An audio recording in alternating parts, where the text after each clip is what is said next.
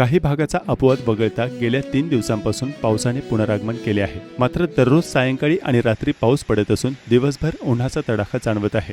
गुरुवारी आणि शुक्रवारी 13 जून रोजी देखील सायंकाळी खेड तालुक्यात अनेक भागात जोरदार वादळी पाऊस झाला। वादळी वाऱ्यामुळे अनेक ठिकाणी झाडे उन्मळून पडली होती। तालुक्यातील अनेक गावांमध्ये सायंकाळी विजांच्या कडकडाटासह जोरदार वादळी पाऊस झाला।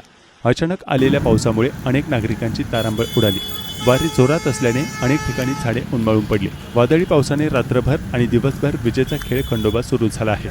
चाकण पंचक्रोशीत 2 दिवसांपासून वीज पुरवठा खंडित झाला होता। या वादळी वाऱ्यासह झालेल्या जोरदार पावसामुळे ग्रामीण भागात अनेक ठिकाणी नुकसान झाल्याचे शेतकऱ्यांनी कळवले आहे। आळंदीमध्ये शुक्रवारी सायंकाळी 6:30च्या सुमारास ढगांचा गडगडाट आणि विजांच्या कडकडाटासह जोरदार पावसाने हजेरी लावली। अवघ्या 15 मिनिटात मरकळ रोड, हजेरी मारुती चौक, वडगाव रस्ता, चाकण रोड, पालिका चौक या भागात रस्त्यावरून मोठ्या प्रमाणात पाणी वाहू लागले।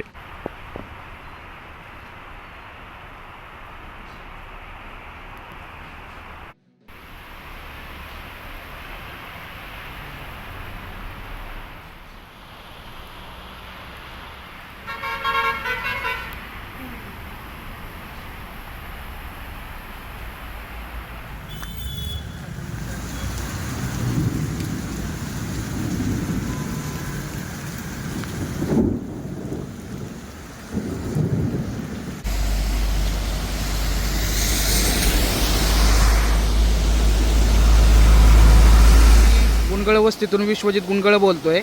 तर आज शुक्रवार दिनांक 13 रोजी जो अचानकपणे मुसळधार जो पाऊस झालाय, त्या पावसाने गुणगळ वस्तीमध्ये संपूर्णतः तुम्ही पाहू शकता की जे पूर्वजण ओढ्याने आले होते, काय झालेले शेजारच्या प्लॉट मालकाने ना या ठिकाणी आणलेगिरी जो मातीचा भराव केलेला आहे आणि आणलेगिरी जे पत्र्याचं शेड मारलेलं आहे ना, स्थानिकांच्या घरात पाणी शिरलेलं आहे। त्या आता तुम्ही पाण्याचा जोर थोडासा कमी झालेला आहे। जर पाऊस जर वाढला तर लोकांच्या घरात देखील पाणी शिरू शकतं। तर याला जबाबदार कोण, याचा तात्काळ शासनाने पाठपुरावा करायचा आहे। आणि हे पाहू शकता या ठिकाणी जो पूर्वजन काळातला वडा होता, तर वडा पुढं गेल्यावर संपूर्ण पॅक झाला आहे। ह्या मातीने आहे ना संपूर्ण पॅक होऊन आहे ना पाणी अडून रहिवाशांच्या घरात शिरलेलं आहे। तर याला जबाबदार कोण, याची दखल घ्यायची लवकरात लवकर आणि आम्हाला न्याय मिळवून द्यायचा आहे। भोशावरून मी विश्वजित गुणगळ, धन्यवाद।